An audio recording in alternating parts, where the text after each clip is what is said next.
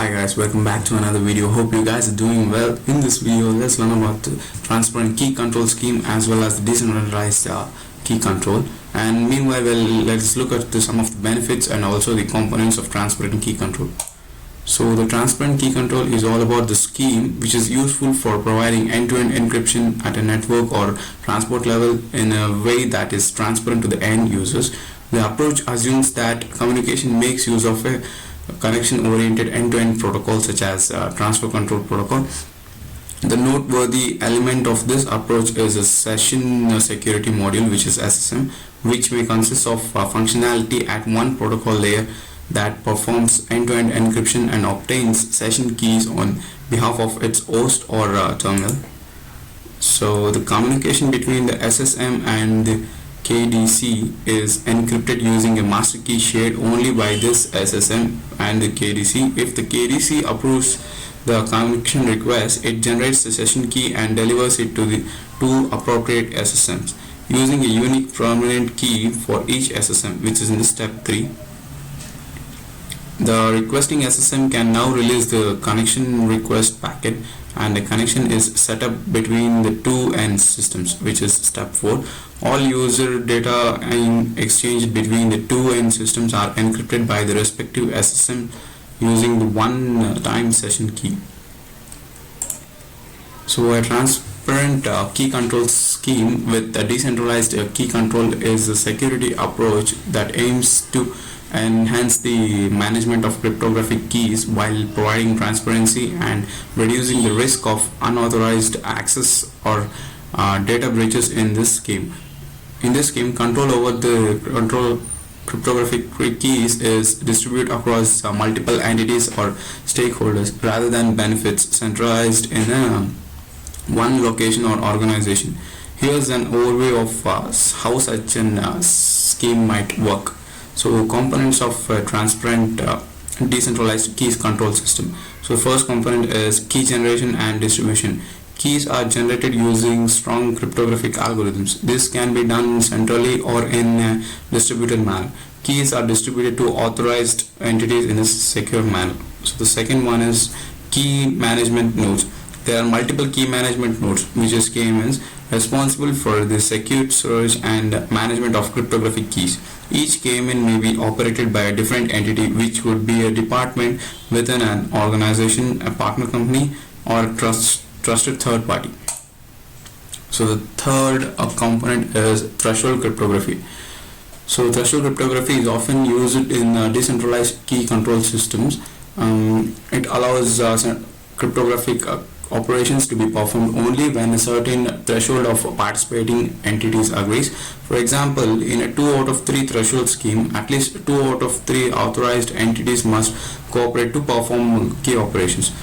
Fourth one is the audit logs and as well as transparency.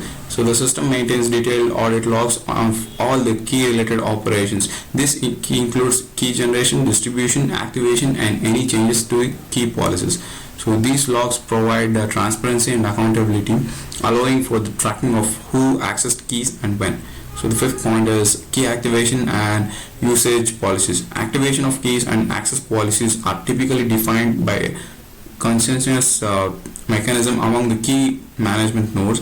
So policies may include conditions for key usage such as time restrictions, geographic limitations, or usage thresholds. The key recovery and the revocation. Procedures for key recovery and revocation are established. So this includes scenarios which key is compromised or needs to be replaced. Revocation mechanisms ensure that compromised keys are no longer used for cryptographic operations. So the seventh component is multi-factor authentication and authorization. Strong authentication mechanisms are employed to ensure that only authorized personnel have access to the key management system. So the multi-factor authentication adds an extra layer of security for this. So the eighth component is disaster recovery and redundancy. This system incorporates a robust disaster recovery plans to ensure that keys are not lost in case of hardware failures, natural disasters, or other emergencies. So the redundancy measures may be implemented to provide failover capabilities. So next we'll discuss about the benefits of transparent decentralized key control scheme. So the first thing is reduced risk of compromise. So decentralizing key control reduces the risk of single point of fatality or compromise. So the increased transparency will be there, which is audit logs and transparency measures provide visibility into key operations, enhancing security as well as accountability. Next, there will be improved resilience, disaster recovery and redundancy measures ensures that keys remain accessible even in the face of unexpected events. So enhanced trust and compliance.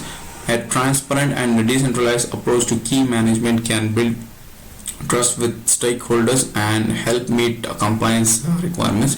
Flexibility and scalability. The scheme can be designed to accommodate a growing number of entities or stakeholders without significant architectural changes.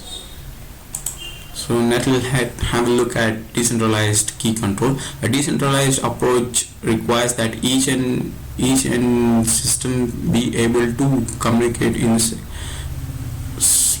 to manner with all potential partner and systems. Decentralized key control approach requires that each end system to be able to communicate in a specific manner with all the potential partner and systems for purposes of session key distribution. Thus, there may need to be as many as n of n1 1 by 2 with master keys for configuration with n systems. A session key may be established with the following sequence of steps. So A issues a request to the B for the session key and includes a nonce which is n1. B responds with a message that is encrypted using the shared master key. The response includes the session key selected by B, an identifier of B, the value of f n1 and another nonce n2. So using the new session key, A returns f of n2 to the B. Thank you, and hope you guys see you in the next video.